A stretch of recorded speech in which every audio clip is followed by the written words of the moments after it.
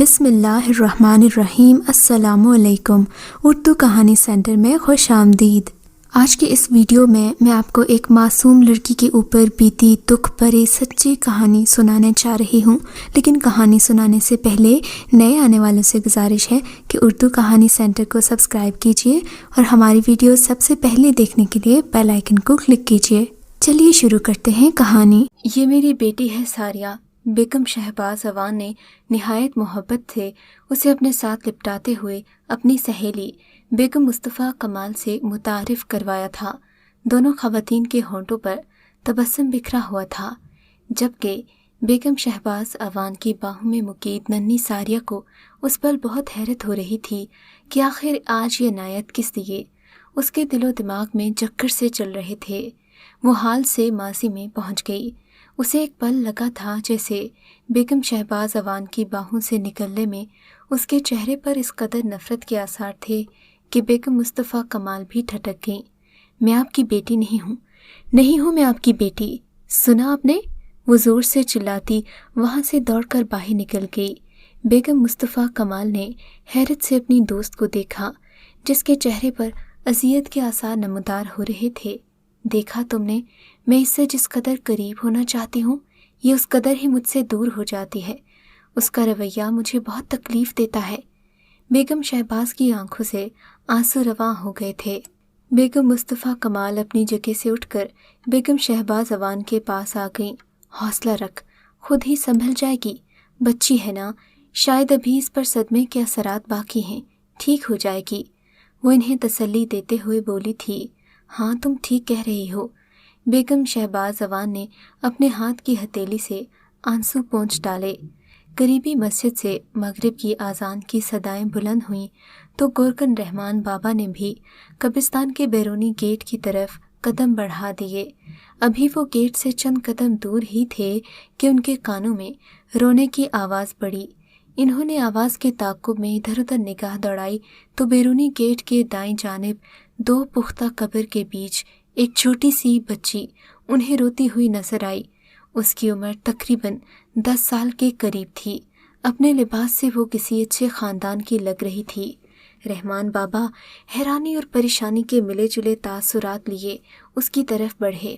بیٹی شام ہو گئی ہے، گھر نہیں جاؤ گی؟ دیکھو تو اندھیرا پھیل رہا ہے۔ رحمان بابا کی پکار پر اس نے سر اٹھا کر انہیں دیکھا۔ اس کی آنکھوں میں عجیب سا خالی پن تھا، کسی کو کھو دینے کا دکھ اس کی آنکھوں سے چھلک رہا تھا۔ وہ نہیں جانتے تھے۔ کیا بات ہے بیٹی، تم کون ہو، کہاں سے آئی ہو؟ رحمان بابا کے شفقت بھرے انداز سے اس کی وحشت میں ذرا کمی ہوئی تھی۔ ساریہ، وہ مختصر سا بولی۔ ارے یہ نام تو بہت پیارا ہے، بالکل آپ کی طرح۔ اچھا بتاؤ، آپ کے بابا کا نام کیا ہے؟ شہباز اوان۔ ایک مرتبہ پھر مختصر سا جواب ملا تھا۔ رحمان بابا کے ہونٹوں پر بے ساختہ مسکراہٹ پھیلی تھی۔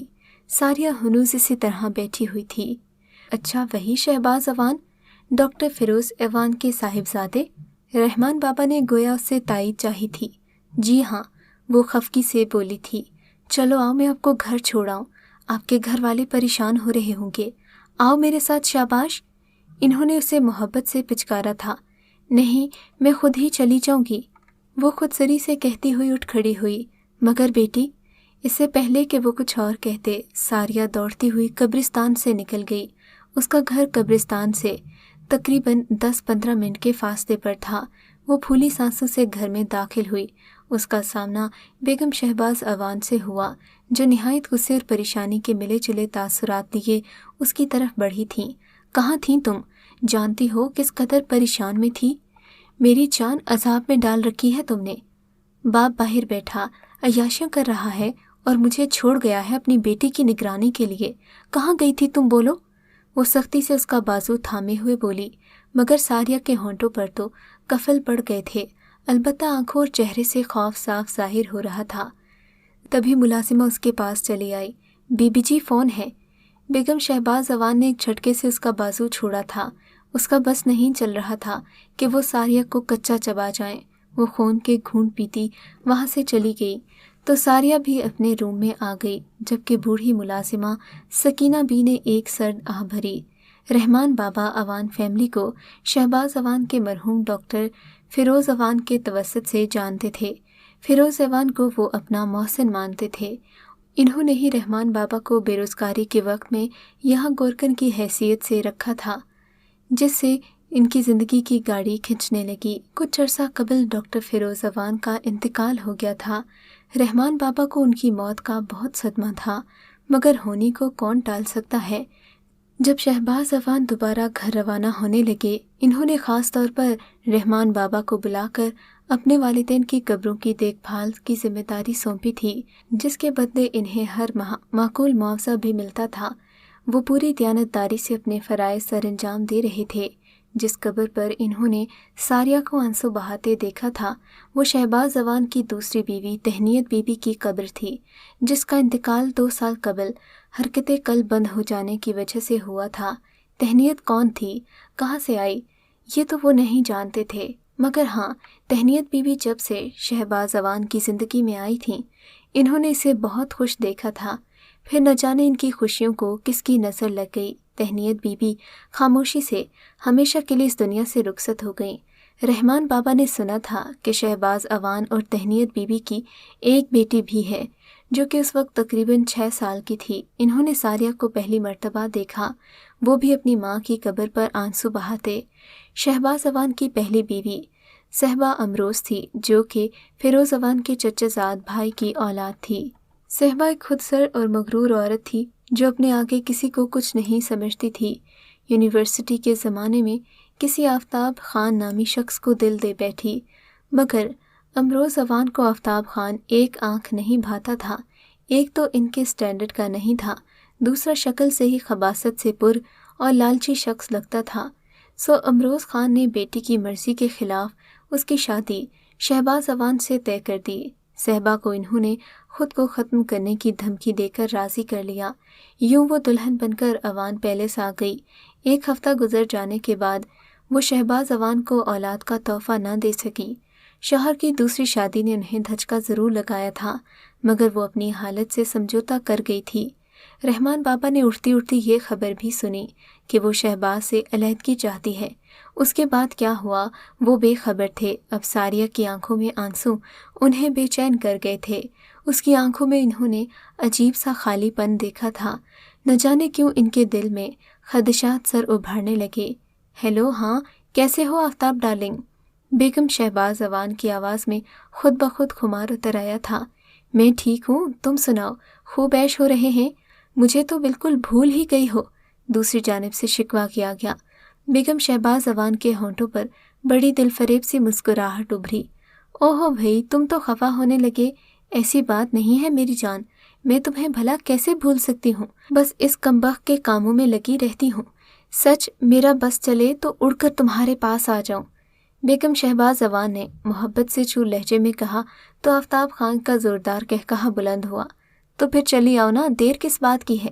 ویسے بھی شہباز سے تو تم پیچھا چھڑانے والی ہو، جیسے اپنی سوتن سے چھڑوایا تھا، ہے نا؟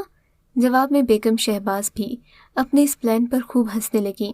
او ڈیئر، تم تو جانتے ہو تم اس پلان کا حصہ تھے، خواہ وہ شوہر ہو یا پھر کوئی اور۔ میں ایسے معاملوں میں دخل اندازی یا شراکت داری پسند نہیں کرتی۔ میں خوب سمجھتا ہوں صہبا ڈارلنگ، بس اب تم اس ڈرامے کو جلد سے جلد ختم کر لو۔ میں تو کہتا ہوں شہباز سے طلاق لے لو، بجائے اس کے کہ ہرگز نہیں۔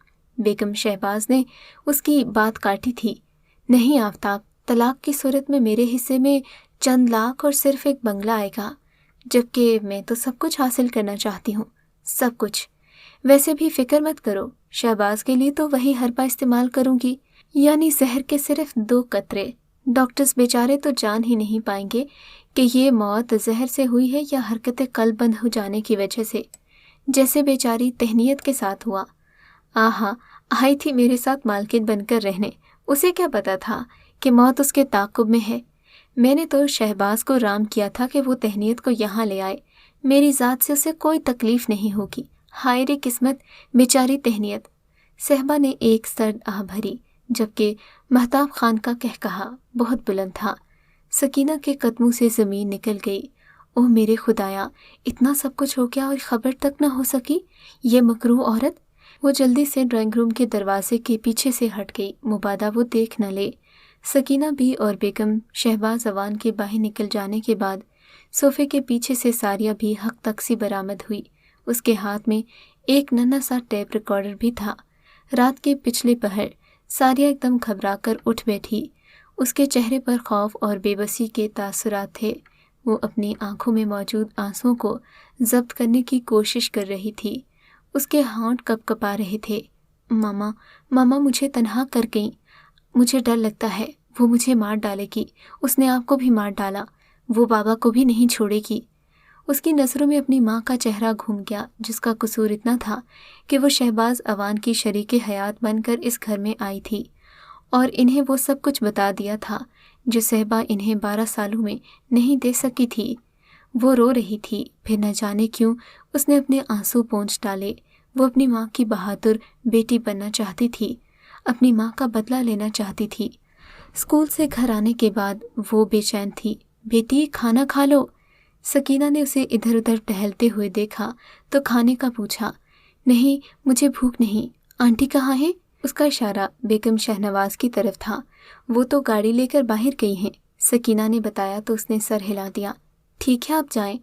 सकीना बी के जाने के बाद वो चुपके से बेगम शहबाज अवान के कमरे में आई और तेज़ी से अलमारी की तरफ बढ़ी। जल्दी जल्दी इधर उधर हाथ मारने लगी। आखिर इसे अपनी मतलूबा चीज़ मिल गई। उसके नाजुक से लबों पर बड़ी जहरीली सी मुस्कुराहट उभरी। शाम को बेगम शहबाज अवान शॉपिंग बैग से लदी फंदी घर आई थी। रास्ते में उन्हें शहबाज अवान की कॉल आई थी कि वो कल शाम की फ़्लाइट से वापस आ रहे हैं। उसका जहन उनमें उलझा हुआ था। इतनी जल्दी, हालांकि उन्हें अभी मज़ीद 1 माह रुकना था। खैर छोड़ो, जितना जल्दी ये किस्सा ख़त्म हो उतना ही अच्छा है। उसका जहन मंसूबा तैयार कर चुका था। सकीना बी, प्लीज़ चाय बना कर ले आइए। आज तो बहुत थक गई हूँ, सर में भी दर्द है। सकीना बी को ऑर्डर देकर वो अपने कमरे में चले आईं। सकीना बी, आप क्या कर रही हैं? सारिया ने किचन में झांका। वो बड़ी बेगम साहिबा ने चाय मांगी है, उन्हें देने जा रही हूँ। अच्छा, चाय मैं दे आती हूँ, आप ज़रा मेरी किताबें सेट करके रख दें। सारिया ने चाय की ट्रे सकीना बी के हाथों से लेते हुए कहा था। जी बहुत अच्छा। सकीना बी चली गई तो सारिया ने तेज़ी से अपनी पॉकेट से शीशी निकाली और चाय में 2 बूंद टपका दी। लो बेगम शहबाज अवान, तुम्हारी चाल तुम ही पर उलटती। ऐसे ही मारा था ना तुमने मेरी माँ को। उसने नफरत भरे अंदाज में सोचा और चाय का कप उठाकर बेगम शहबाज अवान के सामने आ खड़ी हुई। वो अपनी खरीदी हुई अशिया का जायज़ा ले रही थीं। उनकी नज़र सारिया पर पड़ी तो जल्दी से चाय का कप आगे कर दिया। ठीक है, रख दो, इन्होंने लापरवाह से अंदाज में कहा। सारिया ने आगे बढ़कर साइड टेबल पर कप रख दिया। बेगम शहबाज को अजीब नज़रों से देखती हुई बाहर निकल आई। उसके जाने के बाद बेगम शहबाज अवान ने चाय का कप होंठों से लगा दिया। चंद ही घंटों के बाद बेगम शहबाज अवान की तबीयत बिगड़ गई। इन्हें इमरजेंसी में ले जाया गया, जहां डॉक्टर्स की सरतोड़ कोशिशों के बावजूद वो ज़िंदगी की बाजी हार गई थीं। रिपोर्ट में मौत की वजह हरकतें कल्ब बंद होना थी। शहबाज अवान अगली शाम को वापस आ गए। कोई नहीं जान सका कि बेगम शहबाज अवान मरी नहीं, उन्हें मारा गया है। दूसरी तरफ उनका आशना महताब खान उनकी मौत की खबर सुनकर जहनी तवाज़न ही खो बैठा था। मलिक शहबाज अवान सारिया को अपनी बाहों में समेटे बिलक रहे थे। खुद सारिया भी रो रही थी। बाबा, वो कातिल थी और कातिल की सज़ा मौत ही होती है। सो मैंने मार दिया, बिल्कुल वैसे ही जैसे इन्होंने तहनीत और मेरी माँ को मारा था। अगर ऐसा न करती तो वो आपको भी माफ़ कर देती और कोई कुछ न कर सकता। बाबा, मुझे माफ़ कर दें। सारिया ने मलिक शहबाज अवान से कुछ नहीं छुपाया। सहबा बेगम के 40वें के बाद वो तो खुद पर इख्तियार खो बैठी।